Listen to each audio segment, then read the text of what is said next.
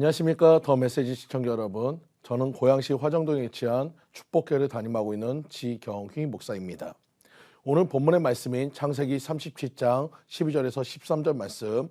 그의 형들이 세겜에 가서 아버지의 양떼를 칠 때에 이스라엘이 요셉에게 이르되 네 형들이 세겜에서 양을 치지 아니하느냐 너를 그들에게 보내리라. 요셉이 아버지에게 대답하되 내가 그리하겠나이다. 오늘 이 본문의 말씀을 중심으로 감사, 이해가 안 돼도 순종해라는 제목으로 같이 은혜를 나누고자 합니다. 창세기 37장 3절에 보면 요셉은 노년에 얻은 아들이라 이스라엘이 여러 아들보다 그를 깊이 사랑해서 그를 위하여 채색옷을 지어서 입힐 정도로 아끼는 아들이었습니다. 그런데 그런 아들에게 형들이 양을 잘 돌보고 있는가 보고 오라고 하는 것입니다. 생각지도 않은 그 일을 아버지가 시킨 것입니다. 단 한 번도 자기를 그렇게 멀리 보내지도 않고 털끝이라도 다칠까 애지중지하던 아들을 멀리 그리고 요셉을 미워하는 형들에게 보낸다는 것은 이해가 안 되는 일입니다. 그런데 그것은 아버지가 시켰지만 사실은 하나님이 시킨 것입니다.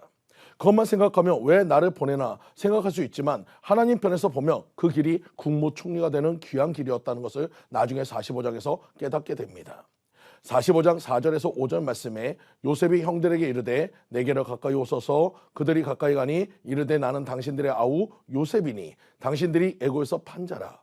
당신들이 나를 이곳에 팔았다고 해서 근심하지 마소서. 한탄하지 마소서. 하나님이 생명을 구원하시려고 나를 당신들보다 먼저 보내셨나이다. 바로 이 일을 위해서 요셉은 오늘 이해 안 되는 명령을 받고 형들에게 보내진 것입니다. 우리도 당시에는 왜 나만 겪는 고난이냐고, 고난 갖고 어렵고 힘들지만 그 고난이 끝난 후에 하나님이 이것 때문에 나에게 이 일을 주셨구나 생각하게 됩니다. 그래서 요셉도 아버지를 통해서 생각지도 못한 일을 하라고 심부름을 받아서 갔던 것입니다. 하지만 형들은 세겜에 없었습니다. 여기서 요셉은 돌아가도 되는 것입니다. 물론 그 일로 인해서 형들이 아버지께 혼날 수도 있지만 세겜에 가라는 아버지의 명령을 수행한 것이 맞으니 요셉은 잘못이 없습니다. 하지만 요셉은 성실했습니다. 거기 있는 사람들에게 물었고 그들이 하는 말이 도단으로 갔다고 하는 것입니다. 그래서 형들을 따라서 가서 거기서 만났습니다.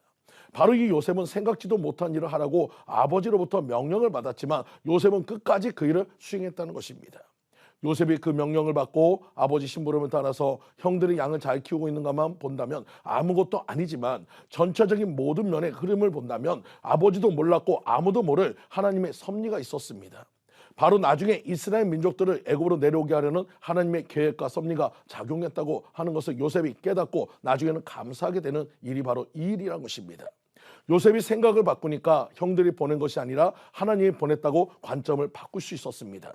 형들이 고마운 존재가 되었다는 것입니다. 우리도 마찬가지로 우리에게도 생각지도 못한 일을 하라고 할 때 그때가 있습니다. 그러나 그것은 나를 나답게 만들어 가시는 하나님의 놀라운 섭리가 있음을 생각해야 될 줄 믿습니다. 내가 생각할 때는 하필 왜 나냐고, 왜 하필 나만 이 일을 해야 하냐고 할지라도 그 안에 하나님이 역사하고 있다는 사실을 우리는 알아야 된다는 것입니다. 그래서 왜 생각지도 못한 일만 하라고 하냐고 오해해서 내 생각을 빼서 하나님의 뜻이 있어야지만 이것을 하라고 하는구나 라고 생각할 때까지 우리는 순종하고 가셔야 합니다. 바꾸면 그것이 나중에 이해가 되고 바꾸면 나중에 감사가 돼서 이러시려고 하나님이 나에게 그런 일을 하라고 했구나 하고 감사로 하나님께 고백하는 우리가 될 줄 믿습니다. 그래서 우리는 항상 생각지도 못한 일을 하라고 할 때도 그 내 고집과 모든 것을 부리지 말고 생각을 바꾸며 감사가 보일 줄을 믿고 나아가시는 여러분들 모두 되시기를 간절히 축원드립니다. 기드온은 미디안과 싸우려고 군사를 많이 모집해야 했습니다. 그래서 32,000명을 모집했습니다. 전쟁을 하려면 그것도 모자란데 하나님이 22,000명을 돌려보내라고 합니다. 기드온의 마음은 힘들었을 것입니다. 그래도 하나님이 하라고 하니까 22,000명을 보내고 10,000명이 남았습니다. 얼마나 허전했겠습니까? 그런데 그 10,000명을 물가로 데리고 가라고 하나님은 명령했고 데리고 갔습니다. 그랬더니 하시는 말씀이 물을 먹여보라고 합니다. 그래서 물을 먹으라고 했더니 물을 떠서 먹을 때 앞을 보고 경계하는 사람은 이쪽으로, 고개를 쳐박고 물만 먹으려는 사람은 저쪽으로. 그래서 9,700명은 고개를 쳐박고 먹은 사람이고 300명만이 경계를 하고 물을 먹은 상태였습니다. 하나님이 300명만 놔두고 9,700명을 또 돌려보내라고 했습니다. 기드온이 얼마나 마음이 힘들었을까요? 안 그래도 20,000명을 보냈는데 이제 300만 밖에 남지 않았습니다. 그런데 그것도 부족해서 300명을 또 세대로 나누라고 합니다. 그리고 무기라고 하는 것도 횃불과 나팔과 항아리, 그런 아무짝에도 쓸모없는 것들을 가지고 전쟁에 나가라고 합니다. 기드온은 하나님이 하라고 한 대로 전쟁에 나갔습니다. 기드온이 명령을 할 때 소리를 치고 횃불을 들고 항아리를 깨고 나팔을 불라고 해서 했더니 미디안 군대 전체가 서로가 서로를 죽이는 전멸하는 그런 큰일이 벌어져 버렸습니다.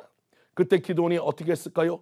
이렇게 하시려고 하나님이 22,000명을 보내라고 했고 또 9,700명을 보내라고 했고 남은 300명을 세대로 나누라고 했구나. 그때야 비로소 알게 되었다는 것입니다. 생각을 바꾸니까 감사가 됐던 것입니다. 우리도 마찬가지로 우리의 생각이나 이성, 경험으로 이해가 안 되고 상식에 맞지 않는 일을 하나님이 나에게 하라고 할 때 이해가 안 되고 순종할 때 기적이 일어나고 응답이 되는 것인 것을 믿으시기 바랍니다. 사랑하는 성도님들, 이해가 안 돼도 하나님 명령에 순종함으로 여러분의 문제를 감사로 바꾸시는 성도님들 모두가 되시기를 간절히 축원드립니다. 지금까지 더 메시지 지경희 목사였습니다.